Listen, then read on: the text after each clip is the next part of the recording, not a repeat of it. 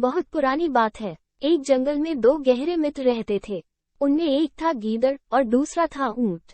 उन दोनों दोस्तों में गीदड़ बहुत ही चालाक था और ऊंट उतना ही सीधा साधा। ये दोनों दोस्त अक्सर घंटों नदी के किनारे बैठकर अपना सुख दुख बांटा करते थे। फिर दिन गुजरते गए और उनकी दोस्ती और गहरी होती गई। एक दिन किसी ने गीदड़ को बताया कि पास के ही खेत में बहुत सारे पके हुए तरबूज हैं।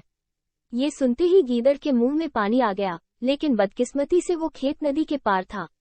अब नदी को पार करके खेत तक पहुंचना गीदड़ के लिए मुश्किल था। इसलिए वो नदी पार करने की तरकीब सोचने लगा। सोचते सोचते उसे ऊंट का ध्यान आया और वो ऊंट के पास चला गया। ऊंट ने अचानक उस समय गीदड़ को देखकर पूछा, मित्र, तुम यहाँ कैसे? हम तो शाम को नदी किनारे मिलने वाले थे। तब गीदड़ ने बड़ी ही चालाकी से कहा, देखो मित्र, सूत्रों से पता चला है कि पास के ही खेत में बहुत सारे पके तरबूज हैं। मैंने सुना है तरबूज बहुत ही मीठे हैं, तुम उन्हें खाकर खुश हो जाओगे।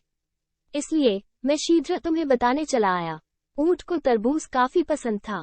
वो बोला, वाह, मैं अभी उस गांव में जाता हूँ, मैंने बहुत समय से तरबूज नहीं खाए हैं। ऊंट जल्दी जल्दी नदी पार करके खेत जाने की तैयारी करने लगा। तभी गीदड़ ने कहा, दोस्त, तरबूज मुझे भी अच्छे लगते हैं, लेकिन मुझे तैरना नहीं आता है।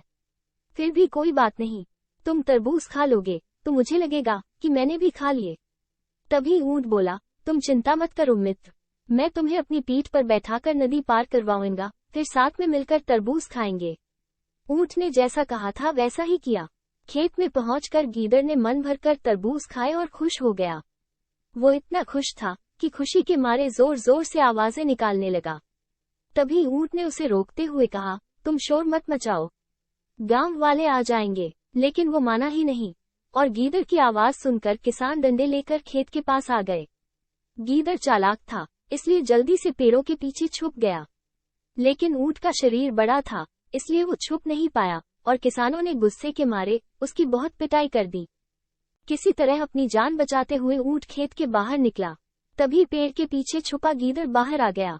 गीदड़ को देखकर ऊंट ने गुस्से में पूछा, तुम क्यों इस तरह चिल्ला रहे थे? गीदड़ ने कहा, मित्र, मुझे खाने के बाद चिल्लाने की आदत है, क्योंकि ऐसा करने से ही मेरा खाना पचता है।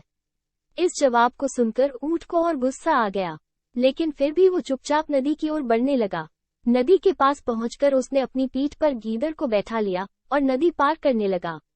इधर ऊंट को मार पड़ने से मन ही मन गीदड़ खुश हो रहा था। तभी अचानक नदी के बीच में पहुंचकर ऊंट ने नदी में डुबकी लगानी शुरू कर दी। गीदड़ डर गया और बोलने लगा, मित्र, यह क्या कर रहे हो?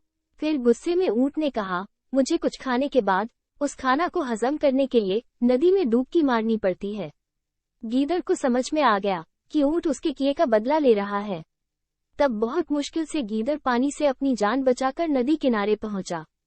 उस दिन के बाद से गीदड़ ने कभी भी ऊंट को परेशान करने की हिम्मत नहीं की। इसलिए कहा गया है कि कभी कभी अधिक चालाकी खुद पर भारी पड़ती है। जो जैसा करता है उसे वैसा ही भरना होता है।